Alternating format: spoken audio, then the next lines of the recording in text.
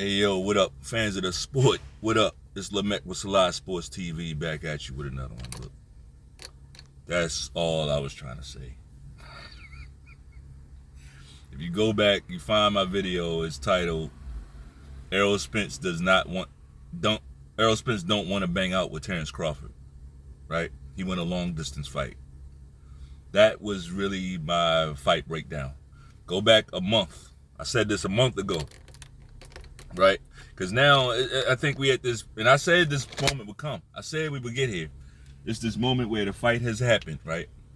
And some of us actually knew what we was talking about. Some of us knew what we were seeing, right? Some of us did. Some of us didn't get caught up in catchphrases and slogans, right? Basically cheerleading. Right? Some of us didn't get caught up in that. Some of us actually look at the fights, right? Actually look at the styles, right? Some of us knew that big and strong is not a boxing take. Some of us knew that, right? Some of us saw Manny Pacquiao.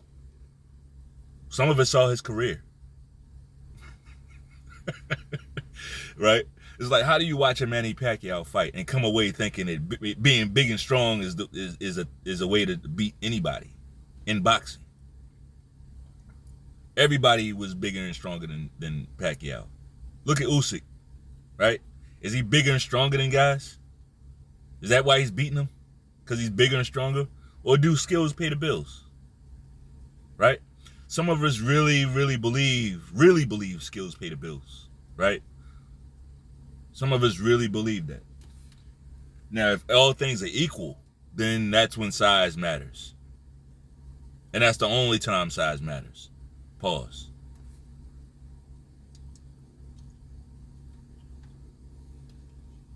So, yeah, man, it was a one-sided ass whipping. And this is coming a couple days later. Had to give myself a day of rest. Yesterday, really, right? So this is really a really sober take that I have. As far as how that fight went between Errol Spence and Terrence Crawford, I honestly thought Crawford would have gotten him out of there earlier. And if Crawford was really,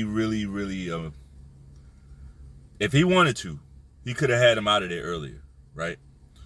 The thing about pushing for getting him out of there early is he would have had to take more risk, right? And Errol wasn't quite finished. I mean, Errol was still throwing hard punches in the ninth round when he got stopped. When the referee jumped in there, Errol had just finished throwing hard punches. It's not like there was never a point in the fight where Errol Spence, stopped throwing punches. That's why it probably took so long to stop the fight. Errol Spence went life and death. That's what it looks like. He went life and death in the ring, right? And hey, props to him, right? But that's not, it's cool, but that's not the goal in boxing. You don't want to end up looking like that in a fight. You really don't want to end up looking like that in a fight. When I saw the knockdown in the second round, and my live stream is out there. Everything, my first reaction is already out there, right? When I saw that knockdown, I said, no, he's not hurt yet. Like, you can't. I didn't think Crawford would go in for the kill then because it's not like Errol Spence was hurt yet. Like, that was a flash knockdown. That was the same type of knockdown that same type. Not exactly the same, wasn't the same punch or anything. Same type of knockdown that Keith Thurman suffered against Manny Pacquiao. He wasn't hurt, right? He was off balance. But that's what inactivity does to you. Inactivity, it does those types of things, especially early in fights, right? Because you're going to have to get warmed up and all that shit. So, yeah, now, where I did start to feel like, oh, okay, this fight is gonna go exactly the way I said. was after that knockdown in the 3rd round, right? When I saw how Errol Spence was coming. I mean, he was throwing everything. He started throwing everything at Crawford. Like, he got pissed off from getting knocked down. And I'm like, all right, this is the beginning of the end, right? Because he's going to get timed and dropped. I challenge you to go back and watch that video, that video from a month ago. Errol Spence don't want to bang out with Terrence Crawford. If I could have made that title a little bit longer, it would say Errol Spence don't want to bang out with Terrence Crawford on the inside.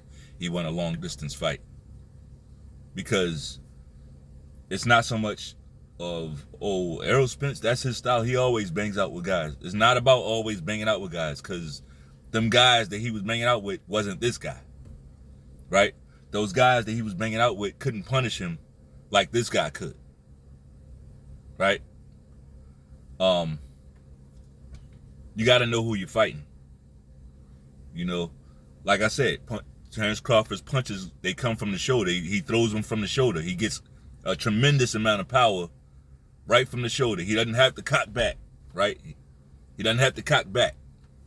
Errol Spence generates a lot of power. It's a different type of power because he's cocking back, right? So you have to be there. By the time he does all of that, you got to still be there. And if you are, shame on you, right? That's how he breaks guys down, because they're standing there. They can't get out of the way. And I saw what he was doing in the 1st round. He keeps you in place with that jab, bang, and then come through with the left, right? He keep you in place with the jab, tap, tap, tap, tap. Jab is still out there, and here that left hand to the body is right behind it. That works for some of the guys, some of the time, right? But not all the guys all the time. I knew that wasn't going to be a winning strategy. That type of shit is easy to time. Very easy to time, right? Very easy to time, and that's exactly what happened. He tried it later on in the fight and got caught in between the shots and dropped. I mean, if you want to say this is a I told you so video, okay, that's fine. I mean, I did tell you so, right? But it's more about when it comes to this boxing shit, let's like start weighing what we're being told, right? Unless you're just watching these channels based off of guys' personality, that's fair too, because it's all entertainment, right? If you just are entertained by a person and it really doesn't matter, like their boxing take, their boxing knowledge, what they know about fighting, anything, if none of that matters, no problem, right? But if if there's any sort of how should I say this? If there's any sort of strategy, like if you put money up, right, and you're using these channels to base your, if you're using these channels as part of your research, you know, before you put money up, I'm just say it that way, right? You might want to make sure the motherfucker know what he's talking about. I'm just saying, you might want to make sure, and I'm talking about on a deeper level than man down, like strap season, all that catchphrases. Catchphrases don't win boxing matches. Big and strong don't win boxing matches, right? We got too many examples of big and strong not mattering in boxing. Mike Tyson's career, Manny Pacquiao's career, Floyd Mayweather's career, right? So many fighters where big and strong wasn't their forte. So many examples of smaller guys beating bigger, stronger guys. But even if that is your thing, you better make sure you really know who the bigger, stronger guy is. Right? Because it seemed like y'all don't know that either. It seemed like y'all really don't know who the bigger, stronger guy is. Like, are you going by height? What is it? What are you going off of?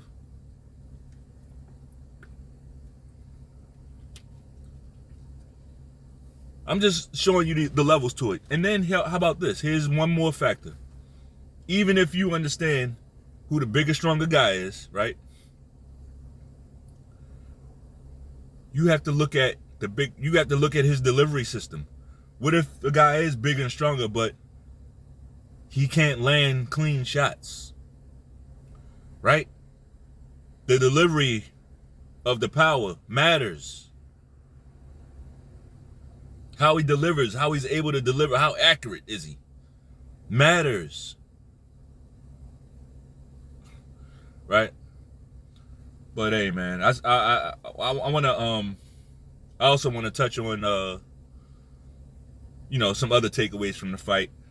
I understand, like, after, because there was a lot of toxicity in this around this fight for years. It's been that way for years. You've had, like, boxing fans calling each other, like, names, like saying they gonna pull up, and like things got really ugly between Spence fans and Crawford fans, right? I'm not gonna get into the why and the who and he said she. I'm not gonna get into that. We know what happened. We know who was being toxic, right?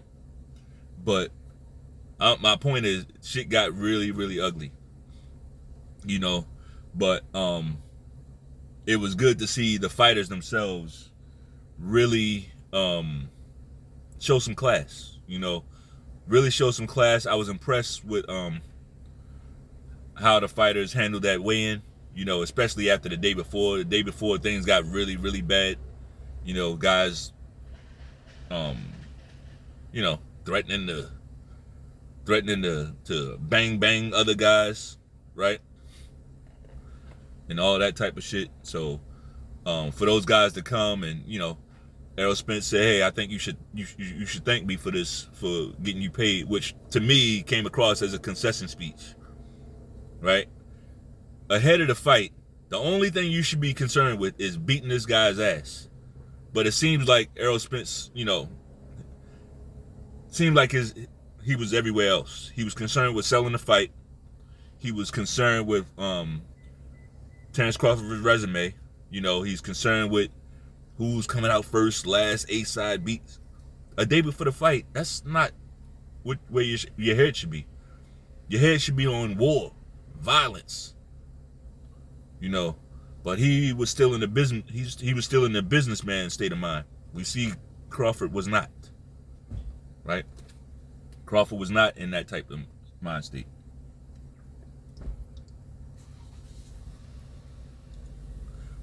But even still, the fact that those guys could come out and shake hands, it was a good look. It was a good look. I really hope they got the bag for this pay-per-view.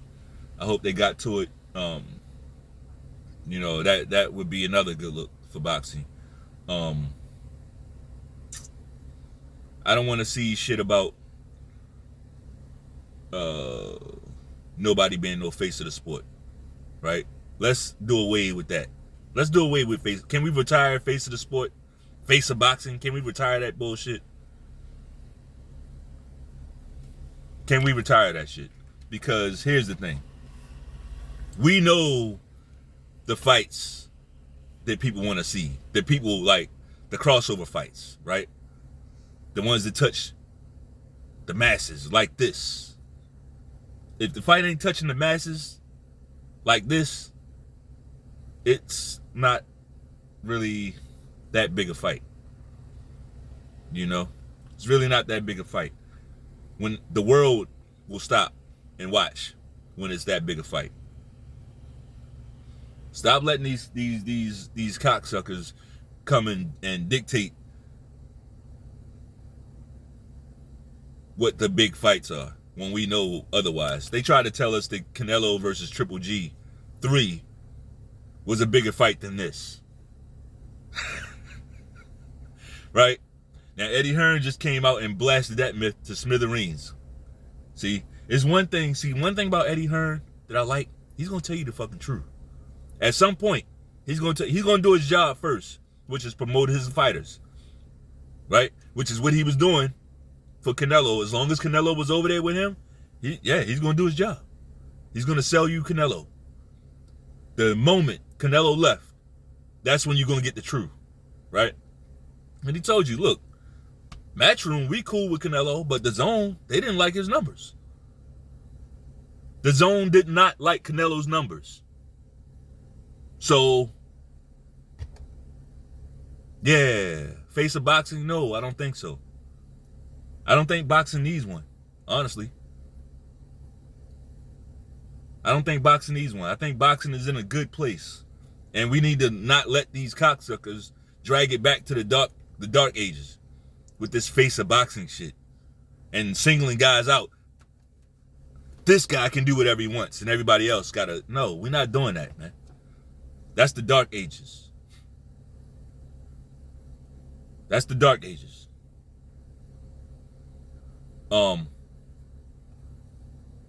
I was really back to the Errol Spence Terrence Crawford fight. I was really it's kind of mixed feelings, right? I was really impressed with how Errol Spence handled the post fight, right? Interviews and everything. I thought that he couldn't have handled that no better than he did, right? At the same time, I don't think they should have stuck a mic in his face after that fight. I don't think they should have done that, right? I've seen guys kind of ride off, into the sunset without doing interviews after taking way less punishment than that, right?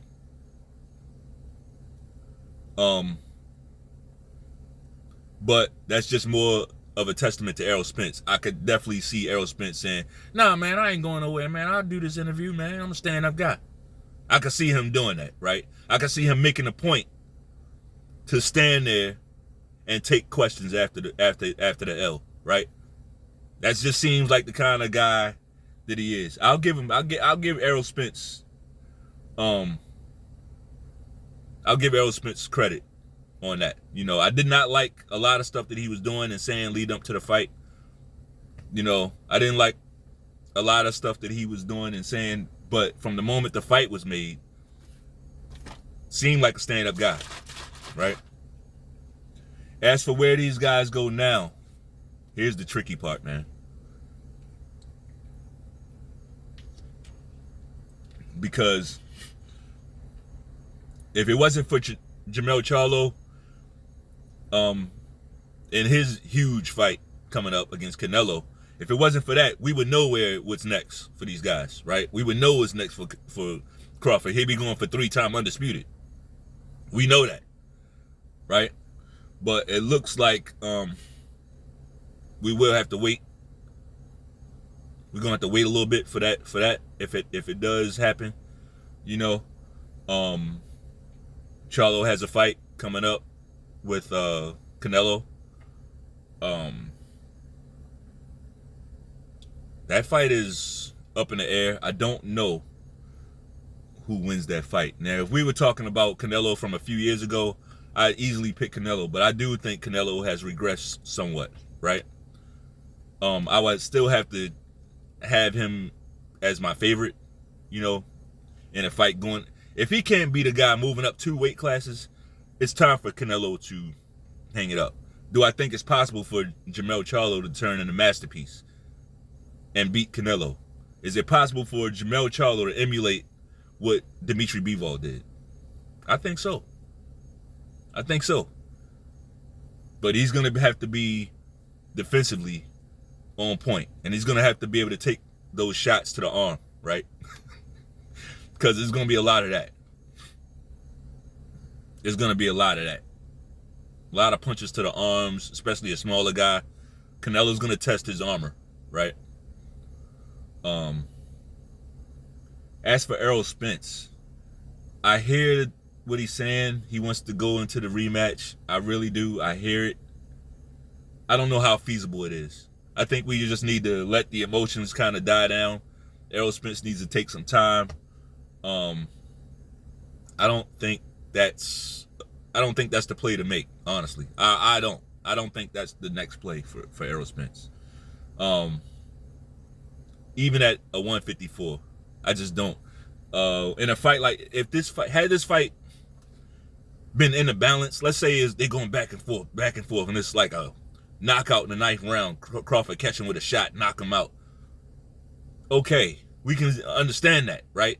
Yeah, let's bring on the rematch, because they was going back and forth. Them guys, it was like haggling Hearns. See, Hearns was tagging Hagler in that fight, right? Hearns was getting off in that fight. It's just that Hagler was eating those punches, right? This was not Hagler and Hearns. This was a one-sided ass whipping. This was a one-sided ass whipping. Like, I don't know if commercially if the fight would do well. Like, nobody wants to see that happen again. You know, and definitely not at the same price point, right? I'm just thinking, I don't see it. Like, we know this fight did really well. We know. But like the second time around, would we just know that? I don't think so. The fight wasn't close enough. What I would look like, and what I would love to see Terrence Crawford do, and Errol Spence. I would like to see Errol Spence move up to 154. Take a guy, fight Danny Garcia again at 154. Fight Keith Thurman at 154. Right? Fight one of them guys at 154. Get acclimated. See where you are. I think Keith Thurman's a very tough fight for Errol Spence. Right? I think Keith Thurman, and we know how Spence didn't want to fight him before when he had the titles, but now Spence is in a different position. He's not really at the top of the mountain anymore. He might be more willing to take that Keith Thurman fight. It's a moneymaker. They do have a kind of a bad history. You know, we know that there's some animosity there. That fight could sell. A Keith Thurman versus Errol Spence fight could sell. I think more than a Danny Garcia versus Errol Spence fight. So I would like for Errol Spence to move up and take a fight like that, right? As for Terrence Crawford, I want Terrence Crawford to circle the block and send a contract to Jaron Boots Ennis and his daddy. That's what I want Terrence Crawford to do, right? Let's get this young punk to sign, him and his daddy, whoever can sign the goddamn contract, and let's get them, because they've been talking the most shit. They almost been talking more shit than Errol Spence. I mean, Bozy Ennis can't do a video without mentioning Terrence Crawford in a negative way, right? Get them guys at the table and get rid of this guy, right? At some point, you gotta kind of answer for all that shit you've been saying. It's time. It's time for the Enuses to get that work. Now, do I think that's gonna happen? Probably not. But I'll tell you which fight I don't necessarily want to see Terrence Crawford just run into. But if he does, bruh, he got my respect. And that's a Tim Tszyu fight.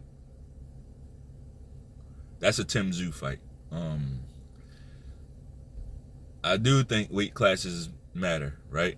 Now, can he beat a Tim Tszyu? Absolutely. I would say Tim Tszyu has a style for Crawford to beat. But that's the thing. Tim Tszyu is on a level fighting that way, right? At that weight. Tim Tszyu is up there on a level at fighting like that. Pressure at that weight. With Bud, that remains to be seen. We have to see him, do that. Now, here's the thing. If Bud is on a level at 154 with this guy, Bud would clean his clock. Absolutely. But we don't know that yet.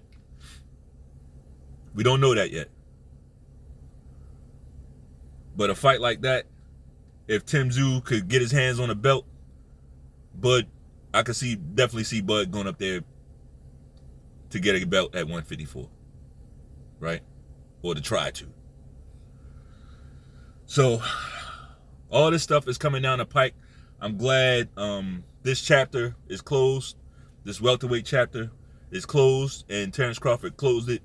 It's his division, I want to see the narratives, the new narratives, right? Because there's always something, right? There's always going to be new chapters. The shit don't stop.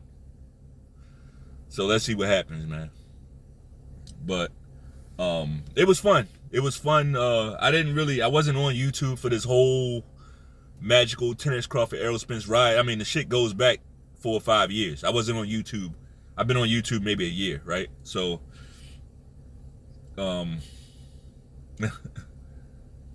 it's been fun, but it's only going to get better. Got some really, really cool things lined up. I got a live stream coming tonight. Me and Brady are going to chop it up again tonight. Talk about, of course, the fight. We're going to talk about boxing in general, where boxing is going, some other fights coming up. We're going to chop it up tonight. And that'll be around 9 o'clock. So make sure you come and check us out, right?